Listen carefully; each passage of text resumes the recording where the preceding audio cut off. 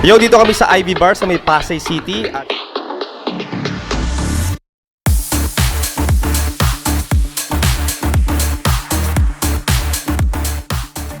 At syempre kasama natin ang nag-iisang mindset ba mindset. Siya na magpapakilala sa sarili niya.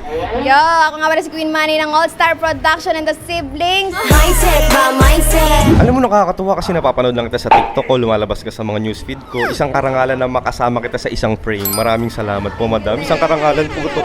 Nanginginig po ako. Kita, ikaw yung nakomatos.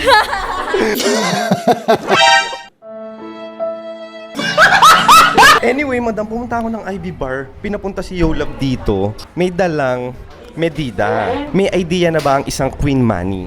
Actually, yes. Vital. Medyo. Pero ang medida ginagamit siya para Sukat. kapag nahulaan mo ang tamang sukat mo, magkakaroon ka ng prize. Ang #1 Philippine brand, ang Playba. So okay lang ba? In inches, suhulaan mo lang kung anong sukat ng Coco Melon mo. Actually, alam ko, pero medyo alanganin siya, gano'n. From 1 to 30, hula lang, estimate. 34? Is that your final answer? Yes. Okay. So, syempre, dahil nire-respeto natin ang isang Queen Manny, siya na magsusukat ng Coco Melon niya. Okay lang ba ikot mo lang ang sarili mo lang tumidito? Tignan natin kung tama ang sukat na 34. Swabe lang si Olive sila OA. Matalo nila tayo pare no way. Gusto niya sumama sa'kin okay. Daxo, juice lagi all day. So, ayan, nakita naman natin, walang pang dadayaw. Anong sukat? 34? 34. 34 yung hula niya, 34 yung sukat. Queen Manny, you're so very brave. Thanks. Alam na alam mo ang sukat mo. Anyway, ano sabi ko kanina, kapag nahula mo ang tamang sukat, magkakaroon ka ng... Flavor. Ayan, by request, ayan. Ayan. Madami question lang ako. Are you contented sa Coco Melon? Pag lumaki pa yung ano ko, mas malaki na sa mukha ko, hindi na siya check. Parang doon na magpo-focus lahat. Bakit pa? I mean, may talent naman tayo.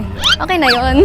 Makasama ka ulit, dami mong kabil. At syempre, baka meron kaming bagong abangan sa'yo. Any promotion, social media platform, TikTok, IG, FB. Sa TikTok, Queen Manny Kamani, o sa production, Facebook, YouTube, same din. Gano'n. May last release ako, kailan lang, ka-gold. Yun, para yun sa mga taong feeling gold.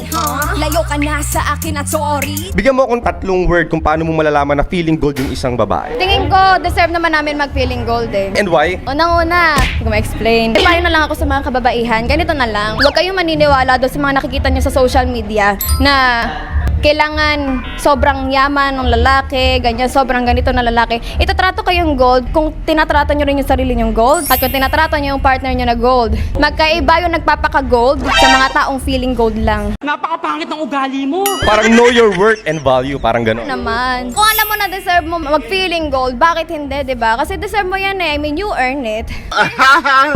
And kung hindi mo deserve, wag ka na magpaka-feeling kasi hindi mo deserve, parang gano'n. Mismo, maraming salamat, Queen Manny.